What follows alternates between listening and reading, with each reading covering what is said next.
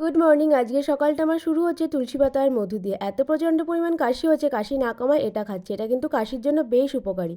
তারপর চা খেয়ে গেলাম পড়াতে, পড়িয়ে বাড়ি এসে করলাম ব্রেকফাস্ট। ব্রেকফাস্টে ছিল আলু সিদ্ধ আর ফেনা ভাত, ঘি। এটাকে ছোটোবেলায় আমি কী ভাত বলতাম জানো? পায়েস ভাত। খেতে কিন্তু আমার দারুণ লাগে। বাড়িতে কুকুরের উপদ্রব এতটাই বেড়ে গেছে যার জন্য এই ব্যবস্থা নেওয়া হচ্ছে। দেন স্নান করে ফুল তুলে পুজোটা কমপ্লিট করে নিলাম। আর আজকে আমাদের দুপুরের লাঞ্চে ছিল ভাত, সর্ষে পাতা বাটা, চুনো মাছ দিয়ে পেঁয়াজকালি ভাজা, আর ছিল ফুলকপি আর ট্যাংরা মাছের ঝোল। মা সন্ধ্যাবেলা দিল 1 কাপ চা। চাটা খেয়ে পড়ানো কমপ্লিট করে চলে গেলাম রান্নাঘরে। আজকে বানাবো ওটসের খিচুড়ি, যার জন্য কাটাকুটি করছি। প্রথমে সাদা তেলের মধ্যে জিরে আর তেজপাতা ফোড়ন দিয়ে আদা দিয়ে দিলাম। তারপরে বেশ কিছু সবজি দিয়ে দিলাম। তোমরা কিন্তু সব রকম শীতের সবজি এখানে ইউজ করতে পারো। আমি এটা মুগের ডাল দিয়ে করছি। মুগের ডাল দিয়ে ভালো করে ভেজে ডালটাকে সিদ্ধ করে তার মধ্যে দিয়ে দিলাম ওটস। এটাকে একটুখানি নাড়াচাড়া করে এর মধ্যে জল দিয়ে লাস্টে আমি গরম মশলা দিয়ে নামিয়ে দেবো। তাহলেই আমার ওটসের খিচুড়ি কিন্তু রেডি। এটা কিন্তু খুব হেলদি একটা খাবার, তোমরাও কিন্তু ট্রাই করতে পারো। আর খেতে কিন্তু এটা দারুণ হয়। তো এটা ভালো লাগলে লাইক, সাবস্ক্রাইব, কমেন্ট করতে ভুলো না। টাটা।